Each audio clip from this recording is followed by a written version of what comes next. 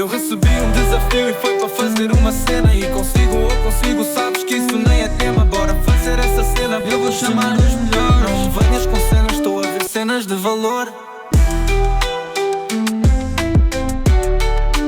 Cenas de valor.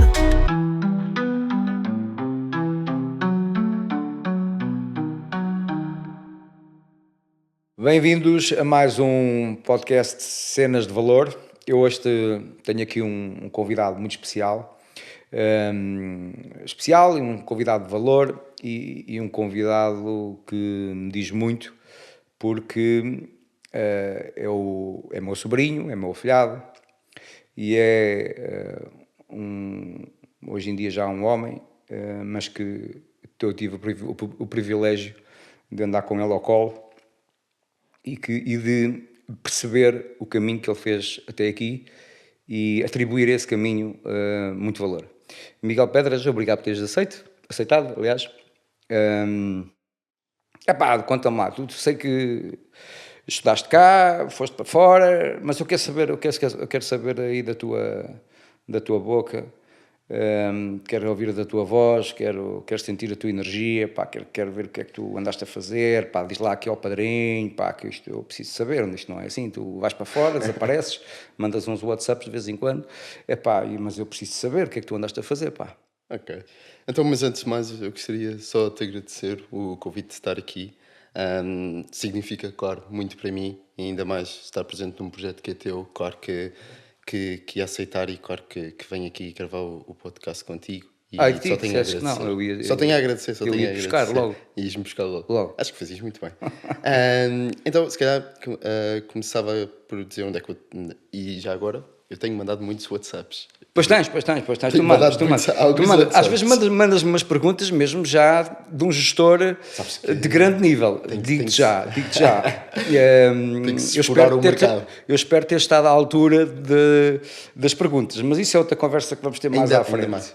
Ainda mais. Então, mas se calhar começava... falaste do percurso académico, se calhar começava por aí. Certo.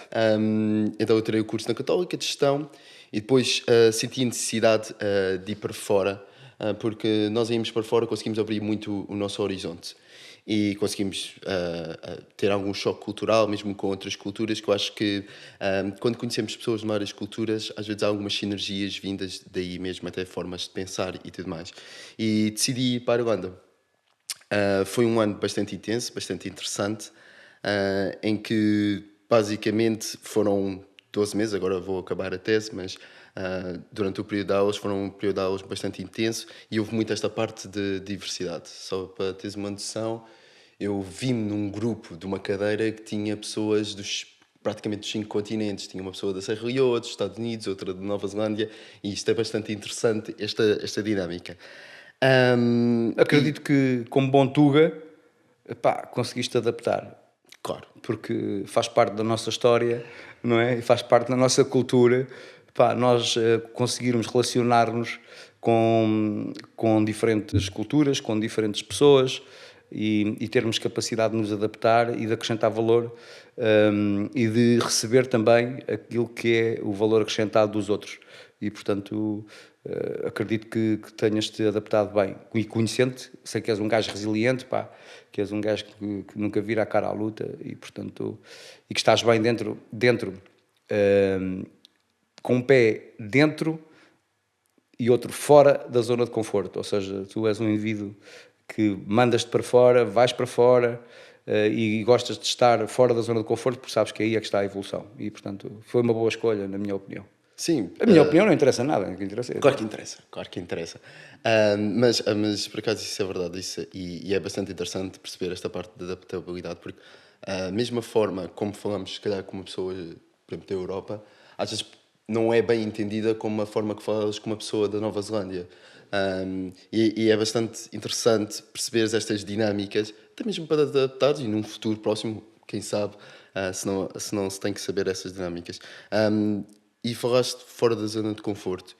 Eu acho que estar fora da zona de conforto é sempre uma mais-valia, porque nos impulsiona sempre a crescer, primeiro que tudo, porque fui, por exemplo, para a Irlanda sozinho, a crescer, a aprender e ao fim de tudo ser um melhor ser humano, que acho que isso é bastante importante. E basicamente foi isso. Ok, pronto, ok, o teu mestrado é sobre o quê? Finanças. Finanças, não é? Pronto, ok, pá, isso é uma área que já vamos falar mais à frente. Epá, mas, Miguel, epá, eu tenho que, embora não estejam aqui presentes, mas estão na tua pessoa, eu tenho que dar os parabéns aos teus pais, porque tanto a ti como ao teu irmão fizeram um trabalho exemplar. E ter acesso ao conhecimento na dimensão que tu tiveste e que o teu irmão também teve, que tirou direito, requer um grande empenho e uma grande dedicação daqueles que constituem o nosso ambiente. E, portanto, o vosso ambiente familiar tem sido excelente para que vocês consigam ter a rampa de lançamento para poder... tens consciência que havia muitas pessoas que não tinham essa eu não diria facilidade, mas essa capacidade para não é só ter recursos para que vocês estudem, mas também é dar-vos ferramentas para que vocês se sintam autorresponsáveis para poder ampliar e saber usar esses recursos em prol da vossa vida e da vossa ambição profissional. E isso foi aculturado, quer em ti, quer no teu irmão, e, portanto, tenho que reconhecer isto e acho que, Claro que sim. que é importante deixar aqui claro que muitas vezes os nossos jovens, e tu és um jovem, às vezes esquecem-se disto, não é? Não é o teu caso, que eu sei. Mas esquecem-se disto. E daí eu tomar a liberdade de fazer este reconhecimento aos pais, que muitas vezes os jovens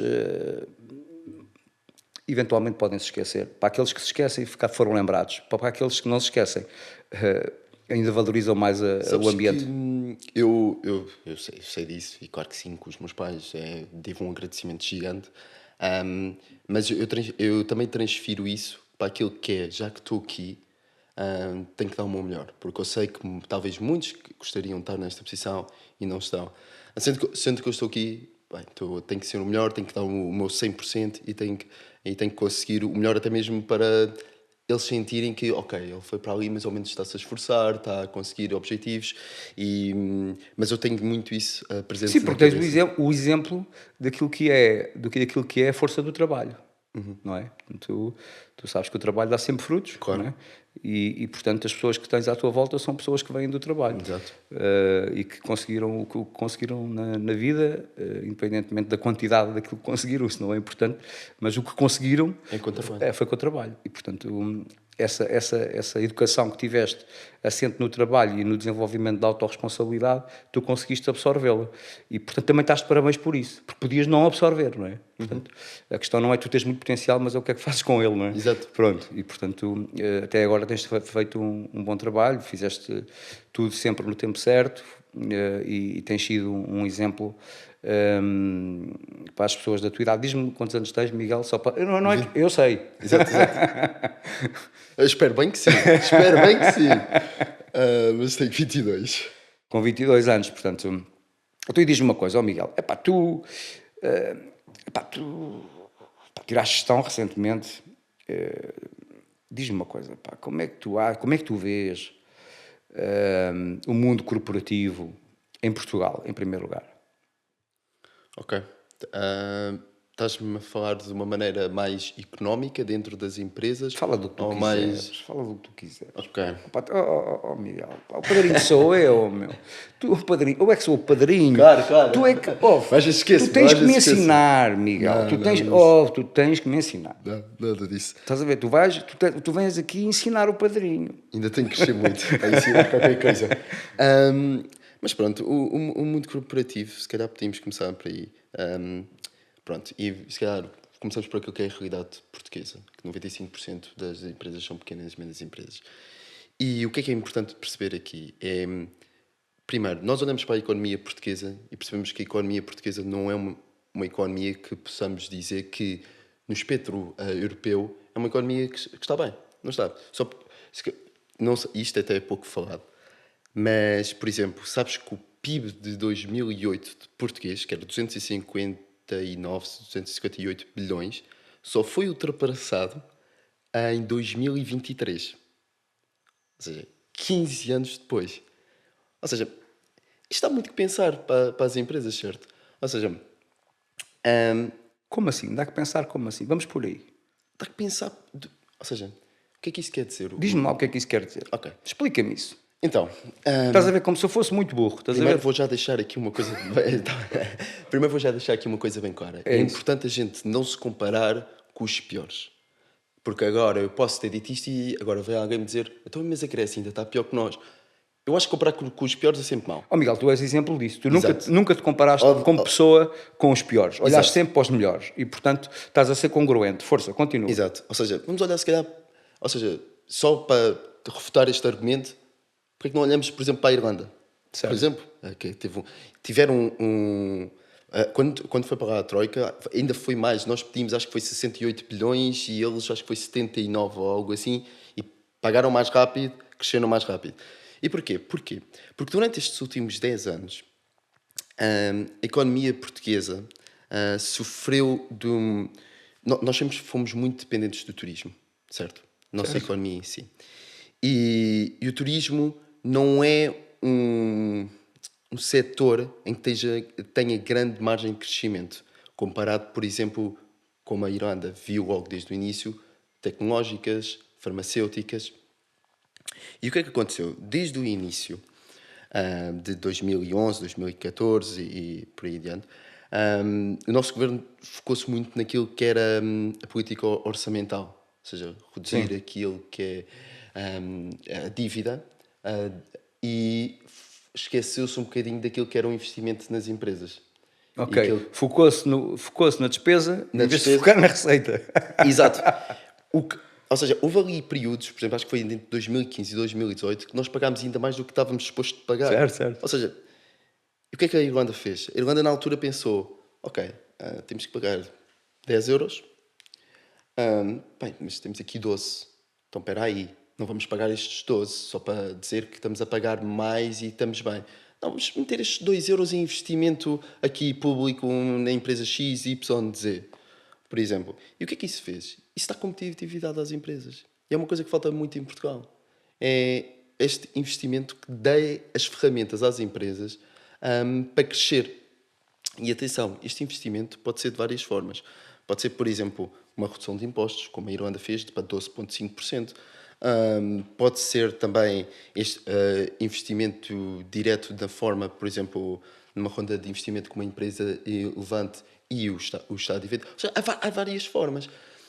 E isto agora respondendo aqui à tua pergunta do corporativo. Já dei aqui uma volta toda, mas, Sim, foi mas só olha, para justificar aqui exato. esta parte. Foi uma boa introdução, Miguel. Ou seja, durante estes 10 anos, faltou muito aquilo que foi ir para as empresas.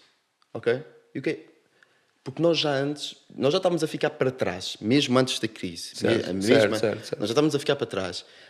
Tínhamos uma produtividade estagnada, talvez muito devido à falta de investimento e capital humano, talvez até por parte dos CEOs ou tudo mais, ou até mesmo falta de inovação.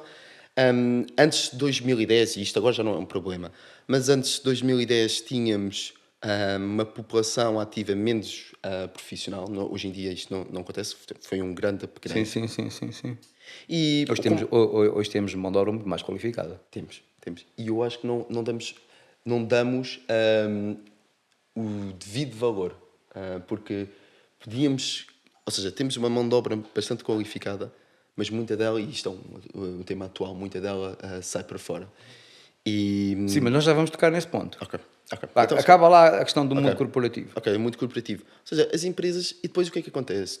Estamos na União Europeia, certo? Certo. Se as empresas não estão sequer competitivas a nível português, a nível europeu, ainda têm menos. Ou seja, dificulta aquilo que é a exportação, o país importa mais. Diz-me lá, como é que nós conseguimos aumentar a competitividade em Portugal? Ok, olha, primeiro, e eu acho isto bastante interessante, primeiro temos de ter uma política cada vez mais pró-empresas. Vamos aqui dar o teu exemplo. Explica lá isso do modelo político. Pá. Okay, é giro eu perceber a tua visão com 22 anos. Porque eu acho que se as empresas tiverem mais margem de manobra, conseguem criar mais valor. E Então, quando mas é que eu explica-me digo isso. isto? A Olha, margem de explica-me manobra. isso. Vamos Ok. lá, vamos lá. Margem de manobra, e já toquei no investimento é público e não vou tocar mais nisso. Mas, por exemplo, a nível de impostos. Eu vou aqui dar um exemplo. O José, pronto, tem um resultado antes de imposto de 10 euros. Pronto. E ele, claramente, o Zé quer ter algum dinheiro para si ao final do dia, certo? Mas, neste momento está a pagar 50%, ok? Ou seja, fica só com 5. E se baixarmos, por exemplo, para 21, o Zé vai ter mais margem de manobra, pode continuar ali com os 6, já não fica um bocadinho melhor, mas se calhar este 1 que Sim, que aumentou. vai sobrar, pode distribuir por os trabalhadores. E agora pensa, mas vamos encaixar menos dinheiro em imposto. Não pensa assim, porquê? Se vamos, muito provavelmente vai distribuir para os trabalhadores e eu já vou aí a esse passo também. Mas, por exemplo, se vai distribuir para os trabalhadores depois vão consumir, o Estado vai entrar em IVA, em 23%. Vão, por exemplo, comprar casas, o Estado também vai adquirir em imposto. Ou seja, se pensarmos neste fio de raciocínio, o Estado... Acho que era preciso fazer também é preciso também fazer uma pesquisa para perceber se estes números são mesmo reais. E estatísticos e tudo mais. Mas talvez o Estado ainda arrecadava mais. Ou seja, dá que pensar desta forma. E agora dizem-me assim, mas se baixasse o imposto ele ia meter tudo, metia todos os 10 para o bolso. Não. Porquê é que não? Eu posso Porquê é que te garante que não? Competitividade entre as empresas. Porquê? Pois, o que é que ia acontecer? Imaginemos, tu, Dean e o Zé, têm os 2 clubes de fitness. Sim. Okay. Saúde. E o que é que acontece? Ele vai ter mais margem de manobra para pagar aos empregados porque tem menos imposto. E tu dizes, não, eu quero ficar com tudo para mim. Sim. Mas tu tens profissionais muito bons. Certo? Então o que é que acontece ao Zé? Diz assim, agora que tenho aqui uma margem de manobra, vou buscar aqui este e vou-lhe dar mais dinheiro. E tu começas a perder. Ok? Estás a perceber esta parte da competitividde? Entre empresas, é o que me estás a dizer. Sim. Tu achas que as empresas estão em Portugal, na tua perspectiva, que é uma perspectiva de quem chegou agora, não é? Exato, atenção. Isso é verdade. Isso é muito importante. Isso é bastante. Que isso é muito importante. Tu achas que as empresas estão preparadas e estão organizadas para estimular a meritocracia e avaliar e medir os KPIs de forma que têm processos, como tu disseste há pouco, 95% são pequenas e médias empresas, não é? E se essas pequenas e médias empresas têm na sua chefia pessoas com capacidade para perceber a produtividade de cada colaborador e distribuir pelos colaboradores prémios, quer do ponto de vista financeiro, quer do ponto de vista de tempo, porque o prémio pode ser, enfim, pode ser tudo, diferentes pode ser formas. Dia de folga. Pode ser diferentes formas. Tu achas que os empresários em Portugal estão preparados para isso e as empresas estão preparadas para isso? Se a própria empresa tem este tipo de mindset ou não? Tu que chegaste agora, que ainda vais com... Estás-me a perguntar se eu acho se as empresas... Sim, na tua perspectiva, que chegou... Sim. Depende. E porquê é que eu digo depende? Acredito que exista este mindset em Estamos a falar neste setor, pequenas e médias empresas. pequenas e médias empresas. Não acredito que haja este mindset. Então como é que a nossa economia pode crescer sem este tipo de mindset? Pode começar por aí. Pronto. Começa muito por aí. Começa muito por mudar Então este imagina mindset. que tu agora havia um... Imagina que nós temos aqui uma varinha mágica, não é? E que de repente iria existir um novo ministério chamado o Ministério das Pequenas e Médias Empresas, em que tu eras o ministro. E em que tinhas poder total para decidir. Quais eram as medidas que tomavas? Sabes que a melhor previsão do futuro muitas vezes é o que se passou no passado. E o que é que eu começava por fazer? Onde é que deu bem? Pronto, O sucesso deixa pistas, é isso mesmo. exato. E como eu te disse ainda há bocado, por exemplo, deu bem na Irlanda os 12,5%. Porquê é que não iria dar... Mas a Irlanda tem uma economia similar à nossa? Estamos a falar neste momento? de pequenas empresas. Desculpa a minha ignorância, pá. Não. Mas no que diz respeito às pequenas e médias empresas, representa cerca de mais de 90% digamos, do tecido empresarial. A Irlanda tem uma amplitude bastante grande. Muitas pequenas e médias empresas, mas depois também tem aquelas grandes empresas, por exemplo, que agora mudaram o seu sede para lá. Certo. Como o LinkedIn, o Google Certo. E tudo mais. Não consigo precisar a percentagem, mas posso dizer que também... Mas tem boas práticas. Tem boas práticas. Exato. Aquilo que me estás a dizer é, temos que olhar para o passado, perceber as boas práticas e Por exemplo, trazê-las para o presente. Esta era uma boa prática. Por exemplo, como existe... Então vá, a partir de hoje tu és o ministro das pequenas e médias empresas em Portugal. E tu agora vais aqui a falar comigo, desenhar vais lançar a corda, vais salvar, vais ampliar, vais crescer, vais maximizar a produtividade e vais tornar estas empresas muito mais profitables, ou seja, muito mais lucrativas do que aquilo que elas são. Quais eram as medidas que tu, como ministro, porque já vimos que há uma questão política em Portugal, claro, pegando aqui nas tuas palavras, não é? Que devia ser pensada, não é? E, portanto, estamos aqui a pensar, tu trazes a cabeça fresca, bora lá, chuta aí. Diz aí ao padrinho o que é que tu fazias. Então, se calhar, dividimos isto por duas partes e vamos partir aqui o problema por duas então, partes. é isso mesmo, gosto da ideia. Se calhar, passámos primeiro numa parte mais produtividade. Boa. Que é uma parte bastante importante. Depois vamos para uma parte mais financeira, que era o que eu estava a buscar há bocado. Ok. Se calhar, na parte de produtividade. Vamos pensar, e aqui dividimos ainda por mais partes. Ah, é? Porquê é que estamos aqui... Porquê é que a produtividade é estagnada? Estou a perguntar a ti, porquê é que achas que a produtividade em Portugal não é uma produtividade alta, estagnada e... Epá, queres que eu seja mesmo sincero? Diz-me, tu. Porque desde muito cedo, esta é a minha visão. Certo.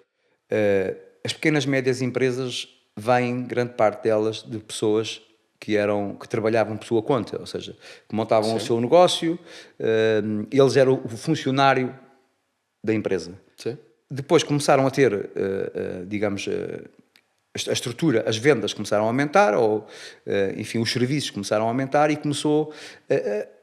ou seja, não há uma literacia financeira de base, para se poder ser empresário em Portugal. E nós ainda temos muito estas pessoas, não é? Eu vejo por mim... eu fiz um MBA com 40 e picos anos, quer dizer, portanto, ou seja, mas nós fomos aculturados, eu e os teus pais, que existe uma conta que é muito presente termos na cabeça, entre aquilo que entra e aquilo que sai, o que é que fica? Exato. E por mais, e tu é que és um homem da gestão, e por mais financeiro que se queira, isto é basicamente chapa 5, não é? Portanto, e, portanto, aquilo que eu penso é que as pessoas, muitas vezes, não estão... que tem acontecido nas pequenas e médias empresas, as pessoas não estão preparadas para o crescimento da economia. Pronto, esta é a minha visão. Quem se prepara, obviamente, que vai evoluir. Quem não acompanha... vai ficar pelo caminho. E temos Pronto, esta foi a minha visão. Sim.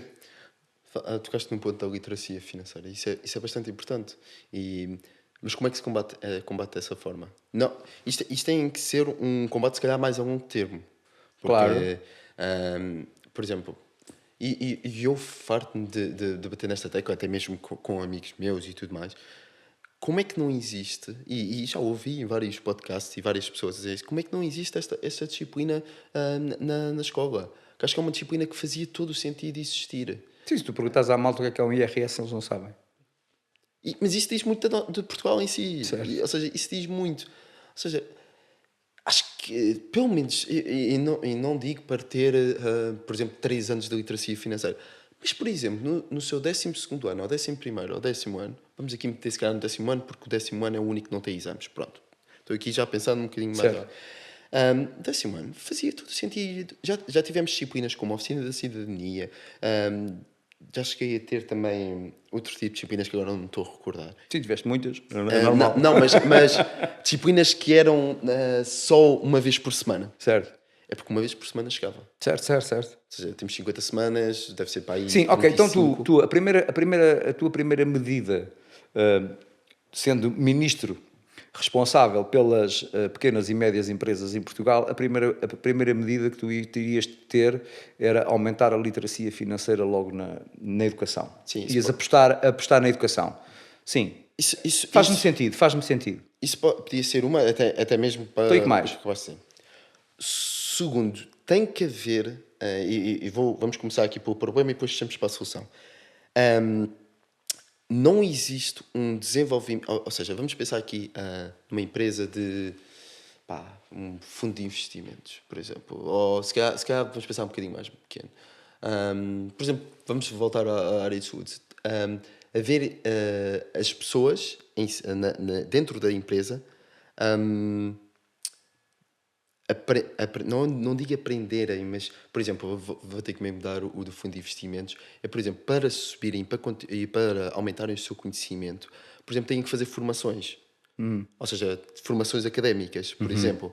E o que é que isso faz? Faz com que as pessoas saibam mais, porque aprenderam, por exemplo, na escola, numa universidade que dá. Tu, exemplo, fizeste um MBA, Sim. por exemplo. O que é que isso faz? Gera mais conhecimento dentro de ti e que gera mais produtividade. Mas, ó Miguel, eu vou-te ser sincero. Aquilo que eu aprendi no MBA já estava farto de saber. Mas aprendeste uma coisa bastante importante e que depois deu-te a produtividade, foi o network. Sim. Essa questão é... Ou seja, mas já aprendeste qualquer coisa, Eu percebes? aprendi sempre, obviamente que nós aprendemos, não é? Sim. Mas é interessante perceber que o conhecimento pode não estar só na vertente pode não estar só numa vertente académica, é onde eu quero chegar. Mas hoje em dia é muito fácil... Ok, tens razão, mas o network está presente na vertente Sim, académica. é verdade. Ou seja, eu faço-te esta pergunta. Tu sentiste que o NBA te ajudou de certa forma a produzir mais valor? Claro que sim. É aqui que eu quero Aliás, chegar. eu até cheguei exatamente. a partilhar contigo algumas coisas, não é? Exato. Portanto, claro que aqui sim. exatamente Claro que eu quero chegar. Do ponto de vista estrutural, do ponto de vista talvez de consolidação da minha própria organização mental, sim. Havia uma aposta nos trabalhadores por parte do... Então pronto, a tua primeira medida, não me podemos deixar, tu agora és tu, Miguel, desculpa lá, eu promovi-te aqui, fogo, é que desacelera, meu, tu és sempre a fundo, calma aí. Vamos lá com calma. Repara, tu agora és ministro das pequenas e médias empresas em Portugal e já lançaste uma medida. Ok. A primeira medida foi: temos que aumentar a literacia financeira nas escolas. Ok. Ponto. Sim. Outra medida. Só numa frase. Sim. Estimular o conhecimento interno. Pronto, se calhar esta frase estava boa. Qualquer coisa, inventa aí, chuta aí. Ok. Não, estava a dizer isso para ir muito em direto ao que estávamos a dizer anteriormente. Ou seja, estimular aquilo que é um investimento no capital humano dentro da empresa, por exemplo. Ok, então significa que, de lá se eu estou a fazer uma boa síntese. A segunda medida seria: as empresas, as pequenas e médias empresas em Portugal, têm que investir internamente nos recursos humanos de forma a que eles se tornem mais produtivos e mais rentáveis. Exatamente. Não estava a conseguir explicar, mas era exatamente isso que eu queria nós somos dizer. família. Sim, Pensas, eu digo. Pode ser? Exato. Está bem? Podemos continuar assim? Não, pronto. Pensas, Isso é ótimo. Estás a ver, Miguel? Eu estava-me aqui a faltar nós a temos explicar. aquela cena.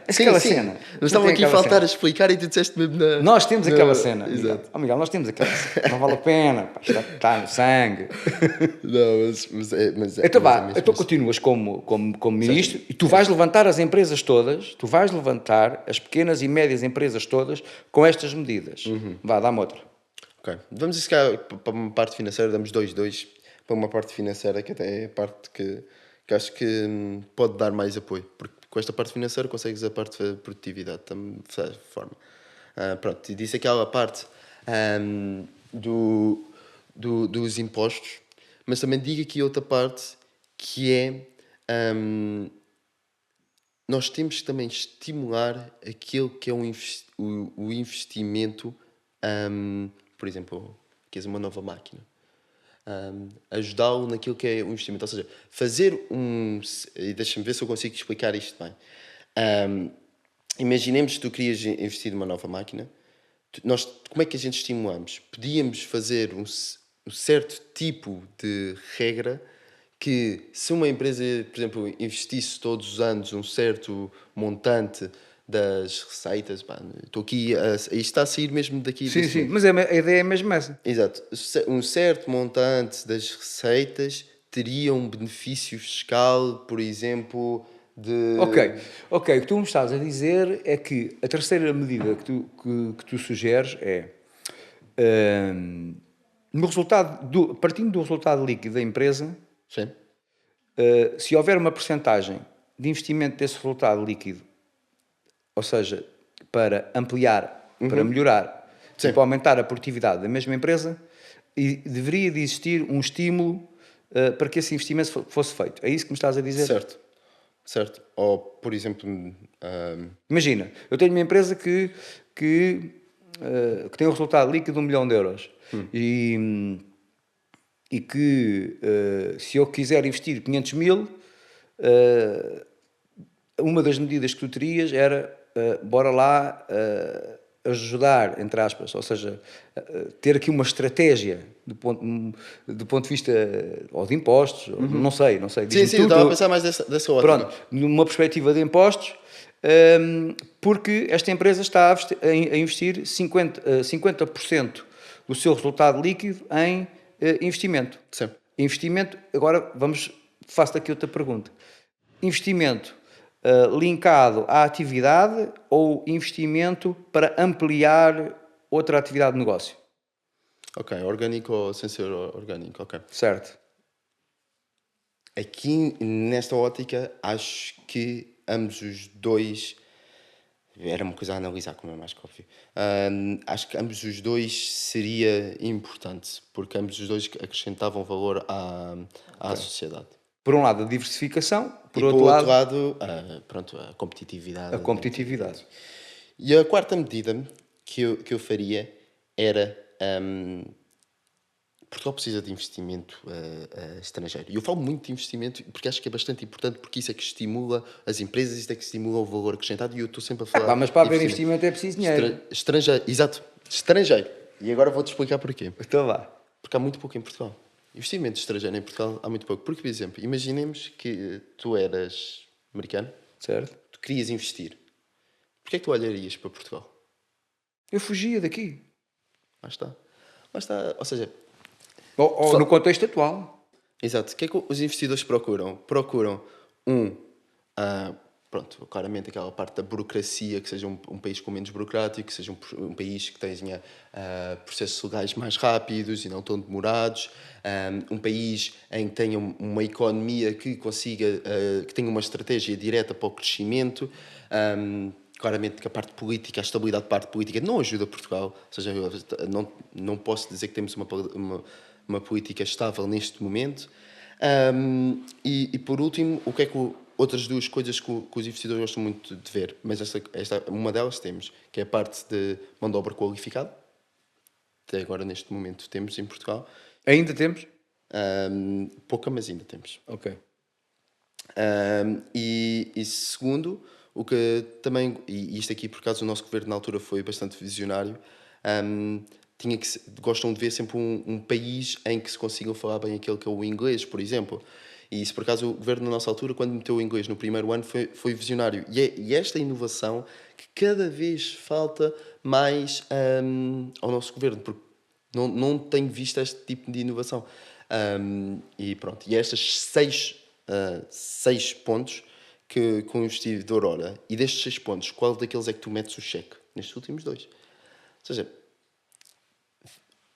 olhar para os outros 4 também era algo bastante interessante, que eu, como ministro das pequenas e médias empresas, olharia qual das formas a fazer. Porque não pode ser, nós não podemos olhar para os estrangeiros, para o investimento estrangeiro ou tudo mais, e dizer, olhem, vocês se quiserem que venham para cá, Não, nós temos é que perguntar o que é que vocês querem para vir para cá. Eu acho que é mais esta mentalidade. E eu acho que é importante essa mentalidade, não esquecendo que não pode haver desequilíbrio entre quem cá está. Claro. Entre o investimento de quem cá está. Realmente faz sentido atrair investimento estrangeiro, está certo? E criar condições para atrair esse investimento, mas não nos podemos esquecer de quem está cá, e já está cá há muitos anos, em muito sacrifício, e que, portanto, tem que haver aqui um certo equilíbrio balança, e claro. uma certa equidade, não é? Na minha perspectiva. Claro, mas Senão eu não corremos o conheço risco de nenhum ser desiguais. país, não conheço nenhum país, e podes-me dizer que não tenha investimento estrangeiro e que seja um dos países com o maior PIB Sim. do mundo. Não conheço nenhum. Portanto, está provado. Porquê? Porque o investimento estrangeiro o que é que traz? Por exemplo, traz emprego. O emprego gera salário. O salário gera valor, gera conhecimento. Depois ou seja, isto depois também ajuda tudo uma coisa à outra. Mas claramente que tem que haver aqui uma balança, claro. Mas neste momento acho que seria o mais importante para Portugal.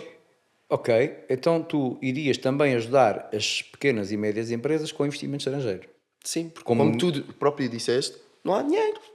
Tu próprio disseste isto. Tu próprio disseste. Se não há dinheiro em Portugal, temos que ir buscar a algum lado, certo? Claro. E esse pode ser uma rota. Mas atenção, isto são medidas que eu estou a tirar aqui da minha cabeça. Quando digo não há dinheiro, a nossa economia pode produzir valor, mas o rácio valor versus dinheiro está desequilibrado. Podes elaborar um bocadinho esse ponto. Não é fácil. O esforço que as empresas fazem para fazer já dinheiro, realmente as empresas produzem valor, mas a margem entre o valor e a margem do dinheiro, a margem financeira, está desequilibrada. Porque nós produzimos coisas boas. Nós temos bons setores. Vou-te dar um exemplo. O calçado, por exemplo. Ok, sim. Não é? As cutelarias aqui da nossa zona, por exemplo. As cerâmicas. Nós temos bons setores onde somos inovadores e temos Achas que são os setores que no futuro... E temos setores premium. Esta é a minha percepção. Achas que são setores premium? Epá, não sei. Achas que são setores com crescimento bastante elevado nestes... Epá, não sei. Não vou falar daquilo que não sei, não é? Não, Esta é uma percepção minha. Esta é uma percepção minha. Pá, nós temos, acho que, penso eu, nós temos algumas indústrias que produzem para grandes marcas a nível internacional. Mas sabes porquê? Porque temos mão de obra qualificada. E barata. E barata. E barata, pois, exato. Porque, olhando um bocadinho para a Europa, o país em que tem a mão de obra praticamente mais barata e melhor é Portugal. Sim, mas mesmo assim, tendo mão de obra barata, mais barata e mais qualificada, mesmo assim não vale a pena investir cá. Porquê? Então, porque a carga fiscal, assim, tal como tu disseste, ou não dizendo. Foi logo a primeira medida. Foi logo a tua primeira medida, não é? Fiscal. Yeah. Sim. Não é atrativa. Mais vale usar os recursos de quem se esforça, Exato. Não é? Exato. Isso tinha que ser a prioridade número 1. Isso tinha que ser claramente a prioridade. Então, e que mais? Tens mais alguma ideia? Ó, Sr. Ministro. Eu ia perder aqui um tempinho a pensar em mais Então, pronto. Então agora vamos mudar de assunto. Ok. Então, olha lá.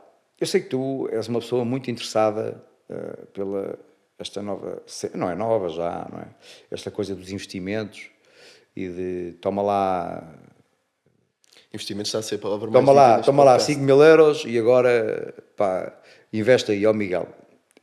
Ou toma lá uma quantia de dinheiro e faz magia. Aconselha-me aí, não é? Mas tu tens muita malta nova que não sabe o que é que há de fazer. Tens pessoas que hoje já estão a trabalhar e quando se fala em investimentos eles não... Pá, lá está, a falta de literacia financeira. Pá, não é, enfim, é muita e não têm grandes recursos para poder fazer escolhas sensatas, não é? E que sejam profitables. Epá, Miguel, fala um bocadinho sobre isto. O que é esta coisa de agora um gajo ter um telemóvel e tem aqui uma aplicação e agora faz assim, investe aqui, e tira dali e explica-me lá e vendo e compro. Pá, sabes que na minha equipa tenho pessoas muito interessadas nisso. Pá. Qual era o conselho que tu podias dar? Por causa que eu gostei de ter dito falta de literacia financeira. Então eu, como ministro das pequenas e médias empresas, consegui resolver o problema e ainda resolver este problema. É isso, Isto estava sempre para os dois. É isso, Miguel, é isso mesmo. Isto estava sempre para os dois. Mas pronto, falando aqui da parte dos investimentos, pronto, basicamente falaste do teu telemóvel e de comprar e vender. Eu já comentei isso várias vezes contigo. Basicamente é corretora. Sim, tu fazes magia. Não, aquilo normalmente tem ali corretora, pá, e dá para comprar e vender instantaneamente. Antigamente é que tinha. Eu acho que tu és muito melhor. Vou-te dar aqui uma. Peço desculpa interromper. Não, força. Eu acho que tu és muito melhor com números do que com palavras. Opa. Certo. Com isto não quer dizer que és mau com palavras. Não. Eu estou a dizer é que tu és muito melhor a fazer magia com números. Mas vai, força, Miguel. Tu conta lá essa história. Explica-me lá essa cena do telemóvel. Pá. Não, basicamente... É que eu sou da altura do Exato. do papel, da folha de papel de manteiga. Antes tinha que ir a Lisboa para transacionar uma ação, era sempre um grande filme e tudo mais. Hoje em dia temos... E tinhas bancos no meio, não é? Exato. Hoje em dia temos as corretoras online e eu, por exemplo, posso estar aqui e estar a vender uma ação de, sei lá, da Nike e a seguir comprar, a seguir uma do, sei lá, da Adidas em menos de 10 segundos.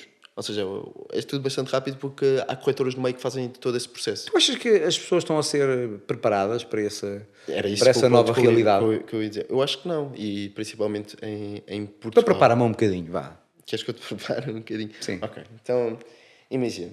Há aqui duas formas de fazer investimento. Ou fazes um investimento um bocadinho mais ativo ou fazes um investimento um bocadinho mais passivo. O que é a diferença? O investimento ativo é um investimento que tu fazes uma gestão mais ativa na ótica que estás a tirar e a vender mais frequentemente. Isto, dito nessas palavras, é mais rápido de perceber. Numa gestão passiva, é mais basicamente tu deixas e fazes por exemplo, uma coisa que é bastante interessante... Investimento a longo prazo. Uma coisa que é bastante interessante e uma estratégia bastante interessante é ir metendo, por exemplo, todos os meses, metes um dinheiro, mas não olhas sequer para o saldo. Não, Okay. Isto é uma técnica que eu aprendi. Não se olha para o saldo. Okay. Vais metendo todos os Achas meses. que olhar para o saldo pode condicionar a pessoa? Sabes que acho que é 95% dos... acho que é 75% dos gestores ativos não conseguem fazer alta performance do SP500, que é um investimento passivo. E porquê? Por causa desta parte comportamental. É muito difícil veres, por exemplo, o teu dinheiro, se falaste de 5 mil euros, vamos pegar por aí, de repente tens 4.500. Não é de repente, normalmente demora sempre um bocadinho, mas de repente é 10%, cai 10%, ou seja, imagina que tens 4.500, tu vezes perdes 500 euros, é difícil. É difícil. E teres essa... e isto é o segredo número 1 para os investimentos, é apenas e somente comportamental. A forma como tu reages às perdas e aos ganhos. O que tu me estás a querer dizer é que o teu mindset, ou seja, a forma como tu pensas e a forma como tu te comportas, é importante para fazer a escolha do tipo de investimento que queres. De certeza. Sim. É isto? Sem dúvida. Sem dúvida. Ou seja, eu se reajo mal à perda, se calhar vou ter que ver qual é o tipo de investimento que vou fazer. Sim. Agora, não posso é de pensar que vou deixar de investir. Sim. Mas há sempre um risco. E sabes uma coisa, por acaso, já houve amigos meus que me perguntaram, e normalmente durante algum tempo fazem sempre estas asneiras, que é, vêm a descer, tiram, e depois vêm a subir, compram. E o que é que acontece? Perdes muito mais dinheiro, porque tu Ninguém tem uma varinha mágica a dizer se isto vai para cima, se vai Mas para eu baixo. tenho a varinha mágica que tu vais ser ministro do novo ministério que vai haver, que é um... Dos pequenas e médias empresas Das pequenas ou e dos investimentos e da literacia financeira? Essa é outra. Esse é o próximo ministério que vamos abrir. É outro. Vamos abrir esse outro É. ministério. Vá, continua. Ou seja, ativo, passivo, o tipo de Pronto, investidor. claramente que não há, quando fazes uma gestão mais ativa, a probabilidade de upside é muito maior. Certo. Quando fazes um investimento mais passivo, normalmente, e olhando aqui para uma média histórica do SP500, que é normalmente o que a malta faz, o SP500 é as 500 maiores empresas Dos Estados americanas. Unidos. Sim. E o que é que acontece? Tem uma média de rentabilidade anual de 10%. Ou seja, 10% ao ano. Um gestor ativo, quando eu digo que faz alta performance ou não, é se faz mais de 10% ao ano ou não. Ou faz mais do que o SP500. Eu acredito naquele que ano. tu faças. Não digas, mas eu acredito que tu fazes. Pronto,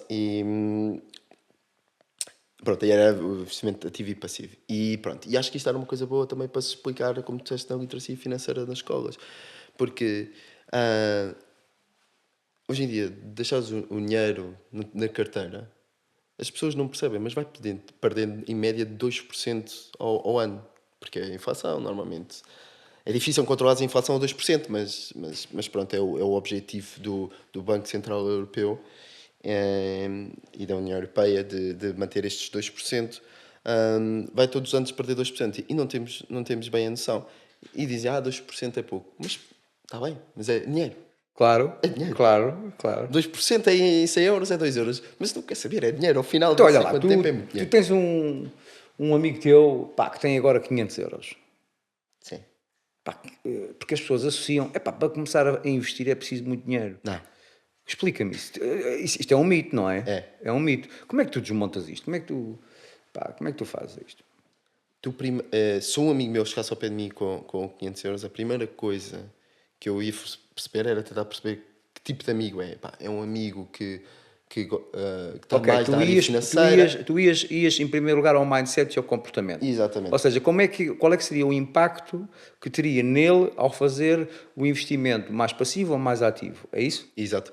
E só depois é que tu aconselharias. Exato. Porque acho que... Ok, tu irias personalizar, neste caso, o produto financeiro de acordo com a persona, não é? Exato. Porque, por exemplo, outra coisa que é bastante interessante, normalmente se vêem muitas notícias a dizer esta ação vai subir, vai coisa. Chegam lá e compram, depois deixas. Ou seja, perceber se um amigo meu era bastante influenciável neste tipo de situações, não é? E isto era bastante importante. Claramente que se não fosse, por exemplo, alguém que fosse muito interessado com finanças ou não quisesse muito saber o que é que se estava a passar nos mercados financeiros e quisesse só se rentabilizar o seu investimento, claramente que ia tentar mover para a parte do SP500, que assim ao menos tinha uma rentabilidade de 10% anual, que é bastante interessante a longo prazo. E eu fazia isso. O que é longo prazo? O longo prazo para mim pode não ser um longo prazo para ti. Por isso mesmo? É que eu fiz a pergunta. Depende do dinheiro que tu metes, porque isto é acumulativo. E pronto. O que é isso cumulativo? Explica lá. Ou seja, por exemplo, tu metes 40 anos todos os meses, certo? Sim. Nos últimos 10 anos vais receber mais do que nos anteriores 30 anos. Ok. Então só daqui a 20 anos é que eu ia lá buscar Porquê? a Eu guita. tenho 22 anos. Certo. Com 42 anos, sim. quem sabe, já tenho filhos, já tenho tudo mais. Acho que só ia retirar o dinheiro quando tivesse filhos, talvez quisesse comprar uma casa maior porque ia ter filhos, ou queria fazer um investimento, e para mim 20 anos é bastante longo. Talvez para ti, pronto, isto também tinha que ser algo personalizado. Olha lá, Miguel. Para ti, com um jovem de 25 anos, se calhar tinha que ser só 15. O padrinho, estás a ver, aqui o padrinho é um gajo que, pronto, os anos não passam. Tinha que ser só Claro 15, que passa, tinhas 25 anos. Sim. Tens 25 anos. Com 20 anos não havia o mindset de investir dessa forma. Mas pronto, basicamente passou muito por aí. Ok. Não sei se consegui responder à tua pergunta, se não conseguir, diz-me outra vez. Conseguiste. Ou seja, eu se tiver agora 22 anos, vou falar contigo e digo ao Miguel, pá, tenho aqui 500 euros, como é que eu vou fazer esse investimento? E tu rapidamente me vais responder, olha lá, diz-me, como é que te relacionas quando perdes? Qual é o teu comportamento? O que é que tu sentes? Qual é o teu mindset? Sabendo que vais correr um risco e podes chegar lá e ver que estás a perder, e como é que tu percepcionas fazer um investimento a longo prazo e esquecer esse dinheiro e pensar, lembraste dele lá daqui a 20 ou 30 anos. E, portanto, ires personalizar o investimento de acordo com a pessoa que tens à frente. Esqueci-me de dizer aqui outra coisa. Diz. Que é, normalmente, e isto acontece, normalmente acontece sempre assim. Dizem que querem investir e depois ganhos rápidos. Isto não há tempo a perder. Tipo, querem já daqui 3, 4 dias ter o dobro do dinheiro. Certo. E depois começam a meter dinheiro noutras coisinhas aqui e lá e acabam por aumentar o lucro todo que têm. E aí entra a estratégia. E aqui entra a estratégia. Aí entras tu. Exato. Normalmente acontece assim. Normalmente. As poucas vezes que já me falaram disto. Certo. Então, e ao Miguel, agora, então diz-me uma coisa. Epá, o que é que tu pretendes fazer? Qual é a tua ambição? Tu agora acabaste, qual é a tua ambição? O que é que um jovem com 22 anos, pá, enfim, com uma boa formação académica, com raízes de gente séria, de gente humilde, de gente trabalhadora, de gente ambiciosa, de gente proativa, que gosta de estar fora da zona de conforto. Se eu tivesse aqui a varinha mágica, qual era a tua maior ambição hoje? Maior ambição? Sim. Do ponto de vista profissional. Claro. Nunca pode ser menos do que o máximo. E o que é que eu quero dizer com isto? Nunca pode ser menos de ser o melhor. Se eu quiser, na profissão que eu vou querer ir, pronto, vai estar um bocadinho mais ligado à parte de investimentos e tudo mais. A ambição que tenho que ter é ou ser o melhor de Portugal ou ser o melhor do mundo. Não pode ser. E isto acaba por ser uma ambição bastante grande. E às vezes até tem que se puxar os pés para a terra. Mas eu acho que esta ambição normalmente leva à perfeição e leva àquilo que é o crescimento profissional. E a ambição tem que ser sempre, e isto eu acho bastante, eu quero num futuro ter algo que considero que seja meu, na ótica que eu possa dizer mais ou menos onde é que vou investir, por exemplo, aqui mais um bocado de coisa, onde é que vou investir, porque é que vou investir aquilo, e mais sentir que o que eu estou a fazer é para mim, do que talvez para um fundo. Essa é a ambição principal que eu tenho, é ser o melhor ao ponto de criar uma coisa minha e depois também, no final, também, se calhar, partilhar aquilo que é o conhecimento com a nova geração. Mas isto é já num futuro bastante...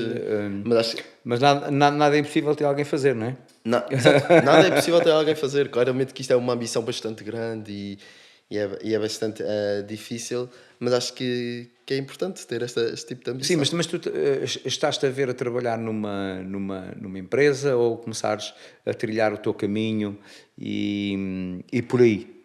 Porque se a tua ambição é essa... Há a opção C, das duas, ao mesmo tempo. Ok. Pronto. Ok, e para o mercado de trabalho, não é? Vês-te mais a trabalhar em Portugal ou no estrangeiro? Sabes que depende. Porque O que é que te motiva mais? O que é que te motiva mais? É o dinheiro ou o projeto? O projeto, sem dúvida. Sem dúvida. No início tem que ser sempre o projeto. Tem de ser sempre o projeto, porque é aí que depois capitalizas no futuro. O que é que um projeto tem que ter para tu trabalhares nele? Ok. Primeiro eu tenho que sentir que vou acrescentar valor. Ou seja, que vou ter alguma responsabilidade. Como é que tu sentes isso? Tu normalmente sentes isso no processo das entrevistas. A forma como tu falas com as pessoas, a forma como te falam, o que é que querem de ti, se forem totalmente transparentes. Claramente há sempre aquela margem de erro, mas se forem totalmente transparentes, consegues perceber logo. Aquilo que é que querem de ti, o que é que ambicionam. Outra coisa que eu gosto de ter, a liberdade de... E tenho que dizer isto com um exemplo. Por exemplo, tu dizias-me assim, olha, nós estamos aqui nós queremos investir, por exemplo, num terreno em Alcobaça. e eu ter a liberdade de não só olhar para aquele terreno específico, mas se calhar olhar para um terreno, se calhar um bocadinho ali mais ao lado. Estás a perceber o que é que eu quero dizer? Sim. Ter esta liberdade também. E depois, claro, o projeto tem que ser impactante e algo que me O que tu me consiga estás a ver no futuro. dizer, o que tu me estás a dizer é que podem te dar uma determinada, um conjunto de guidelines, olha, é por aqui que tens que ir, mas não te podem limitar só a esse caminho. Tem que ter a capacidade de ouvir e de ver também algo que tu penses que naquele contexto possa acrescentar valor ao outro lado, não é? Porque isso é também ter aquela responsabilidade que falei também no primeiro Ok, então ponto. tu aquilo que ambicionas é um espaço ou, digamos, um trabalho, enfim, uma atividade que te dê liberdade, por um lado, mas responsabilidade. Sim. Sim. E, epá, isso é o que toda a gente quer, liberdade e responsabilidade. Por isso é que é ambicioso. Eu quero deste lado. Por isso Daí é mais difícil. Nós Querem exato, liberdade e pouca exato. responsabilidade. Mas o que tu me perguntaste foi qual é o projeto indicado. E eu estou aqui Boa, a dar boa. as É minhas. isso, São Miguel. Claramente que é difícil, né? Ainda por mais, quando se está a começar, é difícil dar isso tudo. E claro que eu sei isso tudo. Mas existe ou seja, tu dizes, pá, entre o dinheiro e o projeto, claramente o projeto.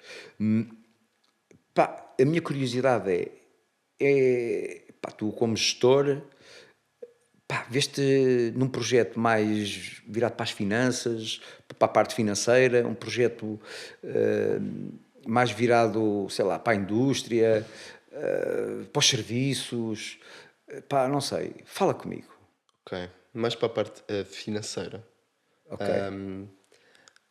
E imagina, isto é bastante importante, e isto é que eu também acho bastante importante no primeiro trabalho, teve uma exposição bastante grande. Até várias indústrias, por exemplo, vários setores, por exemplo, e isso também é algo bastante grande. Por isso é que, por exemplo, começar por exemplo, vamos aqui supor, num fundo de investimentos é bastante interessante, porque temos a exposição a vários setores, a várias indústrias e tudo mais, e a vários tipos e isso é bastante interessante. Lembra-me só aqui a tua pergunta. Minha pergunta é, qual é o setor em que para ti o projeto vale mais que o dinheiro? Estás a ver? Porque aquilo que eu te perguntei é o que é mais valioso para ti, o projeto ou o dinheiro? Sim, porque Tu respondeste-me, é pá, o projeto, e eu estou a tentar perceber qual é o projeto. Eu vou-te explicar porque é que eu disse. Pá, porque repara, porque o projeto diz. tem que ser... Olha que está aqui o Zezé. Sabes Quem é o o que é Zezé? que o Zezé é aqui a nossa mascote. E eu vou-te explicar, o Zezé faz magia. Estás a ver? O Zezé faz magia. O Zezé faz magia. E, portanto, aquilo que eu te quero dizer é isto. Epá, se o teu projeto é mais financeiro ou se o teu mindset, ok, ao dia de hoje, se eu tiver aqui, pedis ao Zezé, diz-me aí, ele também vota em ti, né, para ministro das pequenas e médias empresas. Mas se tu disseres assim ao Zezé, o meu projeto que acabei agora o meu percurso académico, ideal pedes ao Zezé e ele dá-te. Qual é que seria esse projeto? É aqui que eu quero chegar, estás a ver, Miguel? Ok. Se é mais financeiro ou se é mais... Mais financeiro, claramente. É? Como tu sabes, eu gosto bastante da parte Tu é de números. Gosto bastante dessa parte. E Tu gostas é de fazer dinheiro. Tu gostas de fazer Sim, dinheiro. mas pronto, deixa-me só aqui acabar de dizer aquela parte Epá, do isto projeto. eu não era para dizer isto aqui, mas eu já disse, desculpa. Mas deixa-me só explicar porque é que eu disse projeto e dinheiro. Porque, normalmente, se eu escolhesse um projeto, eu escolher também conhecimento que poderia ser capitalizado no futuro para dinheiro. Ou seja, isto é uma mão para dar a outra. Era mais ou menos nessa ótica que eu te queria dizer. Ok. Não sei se percebeste bem. Percebi, claro que sim. Percebeste bem essa ótica? Era mais nisso. Não sei se faz muito Ok, sentido para ti. irias, faz sempre sentido. Repara, nós quando estamos no início da nossa carreira, aquilo que é mais importante na minha perspectiva, aliás, eu acho que é ao longo da carreira toda, é o processo, Exato. é o projeto. Sim, sim. E o dinheiro não é o foco, eu estou sempre a dizer isto, até me repito, o dinheiro não é o foco, mas é uma consequência. Esta é a minha visão. Ora, E se calhar tu é diferente, porque tu tens uma visão mais financeira da coisa, mas na minha perspectiva é tão simples quanto isto. Ou seja, se uma pessoa está a iniciar a sua carreira, tem que ingressar num projeto em que olhe para ele como uma aprendizagem. Claro. E independentemente disso, pá, da questão financeira ser maior ou menor, a questão é qual é o valor que isto me vai acrescentar. E isso é investimento, como tu sabes. E portanto, eu posso ter um arranque de carreira em que o projeto não esteja alinhado com o retorno, não é? Ou seja, do ponto de vista de salário, etc. Ou seja, do ponto de vista de retorno imagina, é uma questão de expectativa, não é? Imagina que tu queres ganhar um determinado salário e que na tua percepção de valor é baixo. E que o projeto em si é muito valioso. Se calhar é um bom investimento para se fazer no início da carreira. Claro, claro que sim. Porque aquilo que vais receber do ponto de vista de conhecimento, ou seja, do ponto de vista de know-how, é gigante para que tu possas eventualmente no teu futuro conseguir.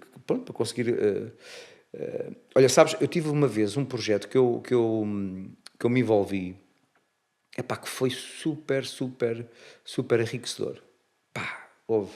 Foi das coisas mais valiosas para o meu negócio.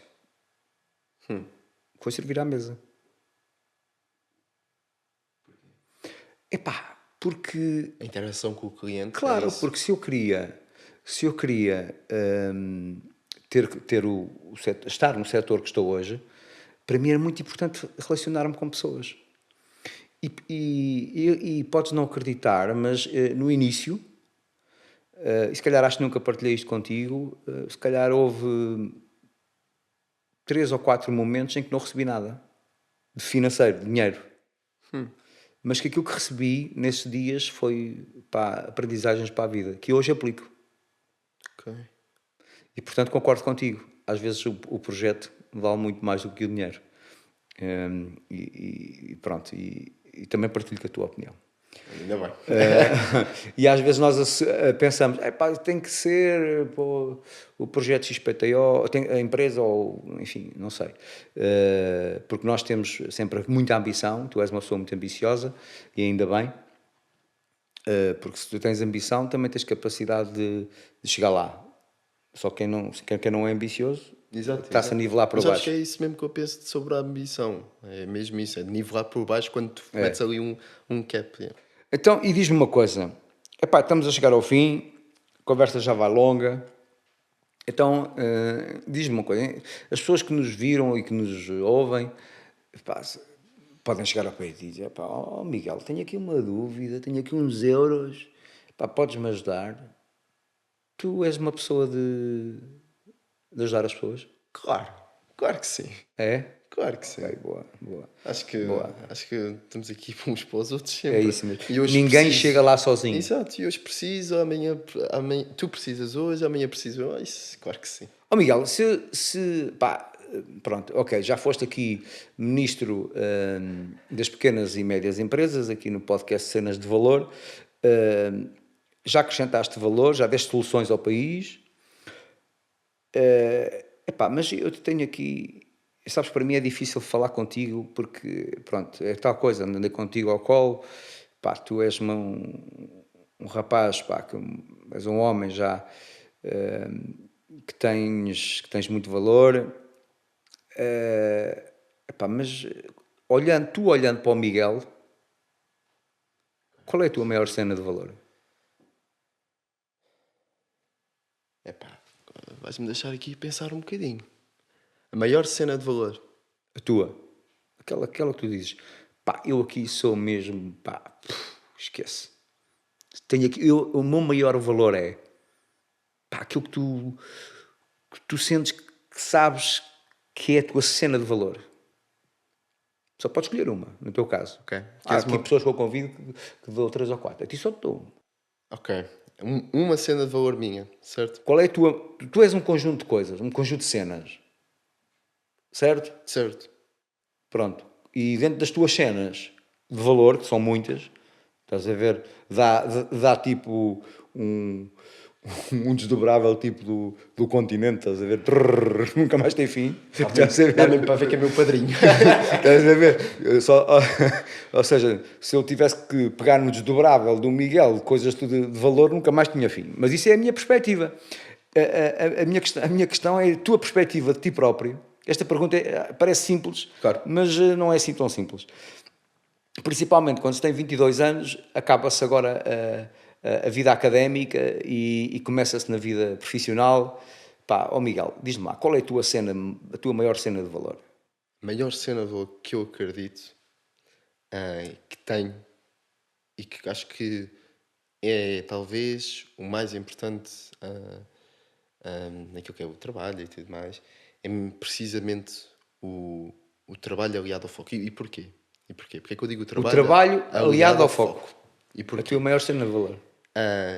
Porque é bastante importante quando temos e eu sou bastante focado, por exemplo, num objetivo. Eu se meto um objetivo na cabeça, epá, não vale a pena, aquilo vai estar feito e vai estar impecável. E acho que isso é a minha maior cena de valor. Ok. Não sei se tinhas pensado nessa lista. Eu não Isto está mesmo para ver que isto é meu padrinho, né? Com a lista desvebrada, isto está mesmo para ver. Não, sinceramente a mim não me surpreende, porque tu és uma pessoa um bocado obstinada, não é? E o mundo, se tu olhares as pessoas que conseguiram fazer história, todos eles tinham essa característica. Entre outras, essa era uma delas, que é estar focado no trabalho. Foi aquilo basicamente que tu disseste, foi? Sim. O teu maior valor é Sim. o foco com quê? Eu disse que era o trabalho aliado ao foco. O trabalho aliado ao foco. Duas coisas. O trabalho aliado ao foco.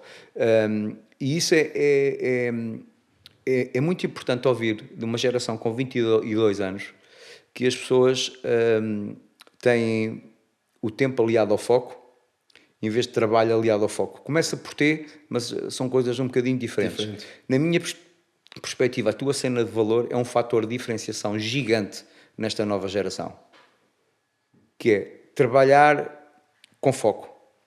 E eu conheço-te, sei, volto a repetir mais uma vez, conheço desde pequeno, vi-te nascer, vi a tua carreira desportiva, não falámos nela, mas foste sempre focado, super disciplinado, super resiliente, ias sempre para fora da zona de conforto, foste capitão de equipa e, portanto, sempre exerceste em ti grandes características de liderança, porque nunca viraste a cara ao trabalho e sempre te mantiveste focado. A tua cena de valor é algo muito congruente com tudo aquilo que eu tenho visto de ti durante estes 22 anos. Obrigado. Bem, isto a ouvir este elogio quase que me emociona. Obrigado, Miguel, por teres vindo. Não, obrigado todo meu teres estado cá e o convite. Gostei muito. Eu recebi um desafio e foi para fazer uma cena. E consigo, sabes que isso nem é tema. Bora fazer essa cena, eu vou chamar os melhores. Não venhas com cenas, estou a ver cenas de valor.